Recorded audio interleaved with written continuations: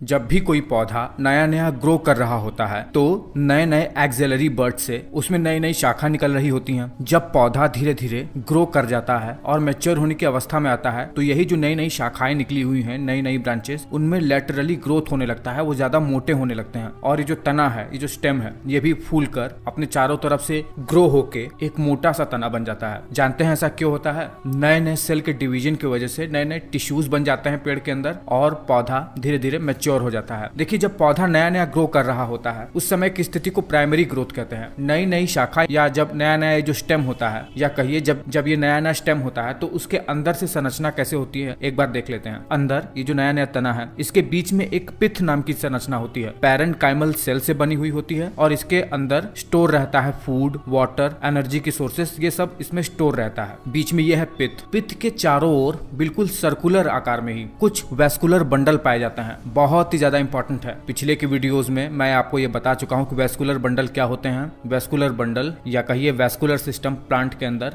दो प्रकार के टिश्यूज होते हैं, जाइलम और फ्लोएम। जाइलम जड़ों से पानी को पूरे प्लांट भर में फैलाता है और पत्तियों से बना हुआ जो शुगर है, सुक्रोज वगैरह, वो फ्लोएम के थ्रू पूरे के पूरे प्लांट में फैल जाता है। ये जो बिल्कुल अब सर्कुलर आकार में वेस्कुलर बंडल दिख रहे हैं, ये जाइलम और फ्लोएम ही है। बस इसमें कैच ये है कि दोनों जाइलम और फ्लोएम आपस में एक दूसरे से जुड़े हुए हैं, लेकिन बीच में एक पतली सी रेखा है, एक पतला सा टिश्यू है, एक स्पेशल टाइप की सेल की, मेरिस्टेमेटिक सेल। जैसे ह्यूमंस में स्टेम सेल होती है, जहां जरूरत हो डिफरेंशिएट होकर उस पर्टिकुलर अंग की सेल बन जाती है, ठीक इसी तरह ये मेरिस्टेमेटिक सेल भी होती है प्लांट्स के अंदर। इस पतली सी टिश्यू को कैम्बियम कहते हैं और इस वेस्कुलर बंडल के चारों ओर कॉर्टेक्स होता है जो कि पैरेन्काइमल सेल और कोलेनकाइमल सेल से बना हुआ होता है। नई नई पौधे के तने में, जो कि पौधे को फ्लेक्सिबिलिटी और थोड़ी रिजिडिटी भी देता है। इसके चारों ओर मोडिफाइड पैरेन्काइमल सेल की बनी हुई एपिडर्मल सेल की लेयर होती है जो कि एपिडर्मिस कहलाती है और ये प्लांट नया नया बन के तैयार हो जाता है। अब हमें ये जानना है, जब धीरे धीरे प्लांट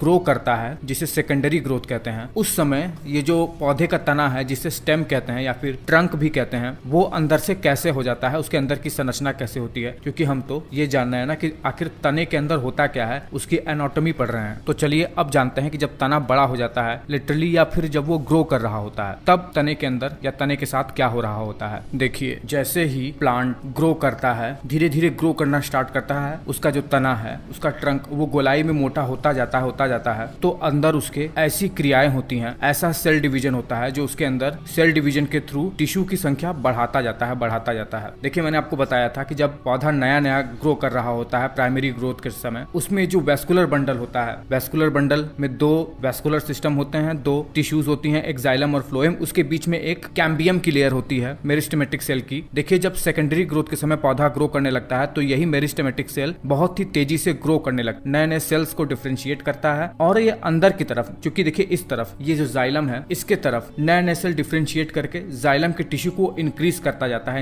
ही जाता है ताकि पौधा जैसे जैसे ग्रो करता जाए अपने रिक्वायरमेंट के अनुसार जड़ों से ज्यादा पानी को वो अब्सॉर्ब करके पेड़ पौधों में फैला सके। इसीलिए नई नई सेल डिफरेंशिएट होकर लगातार जाइलम के ग्रोथ को बढ़ाती जाती हैं और जैसे ही जाइलम की टिश्यूज और ग्रो करती जाती हैं, पौधा का जो तना है वो गोलाई में बढ़ता जाता है। वहीं कैम्बियम के इस साइड फ्लोएम होता है। पौधा जब लिटरली ग्रो करेगा तो उसे फूड तो चाहिए ही होगा। पत्तियों से जैसे जैसे फूड बनता जाता है, शुगर्स बनते जाते हैं, ये फ्लोएम भी मेरिस्टेमेटिक टिश्यू के थ्रू अपनी संख्या को लगातार बढ़ाता जाता है। नए नए टिश्यूज फ्लोएम के बढ़ते ही जाते हैं और पौधा लेटरली और ग्रो और बिगर होता जाता है घुमाव में अपने। देखिए, जो मेरिस्टेमेटिक टिश्यू का जो ग्रोथ है वो जाइलम की तरफ ज्यादा होता है। जाइलम के टिश्यूज नए नए बनते जाते हैं और पिथ के तरफ वो और ज्यादा पुश होते रहते हैं। जैसे जैसे समय बढ़ता जाता है, जो पुराने जाइलम है वो डेड हो जाते हैं और अंदर बिल्कुल सख्त और हार्ड टिश्यू बना लेते हैं अपने। नई नई जाइलम ग्रो होती रहती है, पौधा ग्रो होता रहता है और अपने मेच्योरिटी के आते आते पौधे के बीच में इतने ज्यादा डेड जाइलम की टिश्यूज बन जाते हैं। क्योंकि मैंने आपको पहले ही बता रखा है कि जाइलम में केवल एक ही लिविंग सेल होती है, पैरेन्काइमल सेल, बाकी सब तो डेड टिश्यूज ही होती हैं। कह सकते हो कि मॉडिफाइड स्क्लेरेनकाइमल सेल ही होती हैं। वो लगातार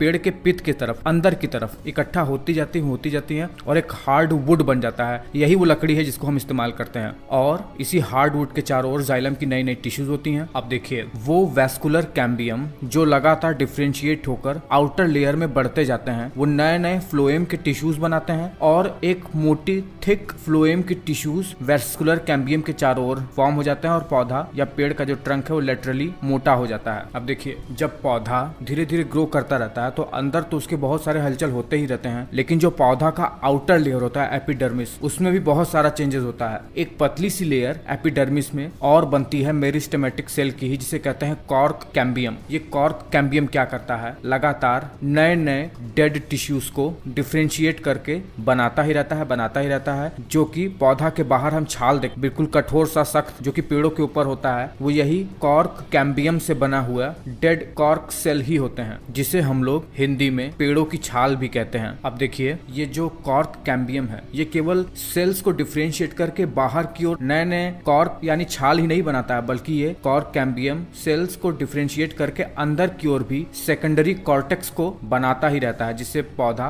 गर्थ में और मोटा होता जाता है और जो पौधे की बाहर एपिडर्मिस लेयर है वो भी मोटी होती जाती है। और ये जो सेकेंडरी कॉर्टेक्स होता है ये स्क्लीरेनकाइमल सेल, कोलेनकाइमल सेल और पैरेनकाइमल सेल तीनों टाइप के सेल्स से मिलकर बना हुआ होता है। चलिए आपको अब ये बता देते हैं कि टेक्निकली इन लेयर्स को कहते क्या हैं। जो कॉर्क कैम्बियम है इसे फेलोजेन कहते हैं साइंटिफिक लैंग्वेज में। जो बाहरी कॉर्क यानी जो छाल का निर्माण होता है डेड सेल्स का, उसे फेलम कहते हैं। जो सेकेंडरी कॉर्टेक्स बनता है इस कॉर्क कैम्बियम यानी फेलोजेन के सेल के डिवीजन की वजह से, उसे फेलोडर्म कहते हैं। और ये जो तीनों लेयर है फेलम, फेलोजेन और फेलोडर्म यानी कॉर्क, कॉर्क कैम्बियम और सेकेंडरी कॉर्टेक्स, इसे कंबाइंडली कहते हैं पेरीडर्म। आपको बता दें कि ये जो पेरीडर्म है और इसके नीचे जो लिविंग फ्लोएम सेल है जो कि वेस्कुलर कैम्बियम बनाता है, इसे कंबाइंडली कहते हैं बार्क। असल में सही कहें तो बार्क को हिंदी में छाल कहते हैं। ये जो कॉर्क है इसे आप कह सकते हो कि मृत एपिडर्मिस की लेयर या कहिए बाहरी आवरण। देखिए, जब पौधा अपना सेकेंडरी ग्रोथ करता रहता है, मोटाई में जब वो बढ़ता रहता है उसका तना, तो ये जो कॉर्क कैम्बियम है तो ये बहुत सारे पैरेनकाइमल सेल को पौधे के बाहरी एपिडर्मिस लेयर से रप्चर करके इन पैरेनकाइमल सेल को बाहर निकालता है। लेंस के शेप में होते हैं, इसीलिए इन्हें लेंटिसल्स कहते हैं। और इसका काम क्या होता है, ये आउटर एटमॉस्फेयर से पौधे के पेड़ के इंटरनल टिश्यू के अंदर गैस एक्सचेंज में मदद करता है और बहुत ही इंपॉर्टेंट रोल प्ले करता है। ये देखिए, इतना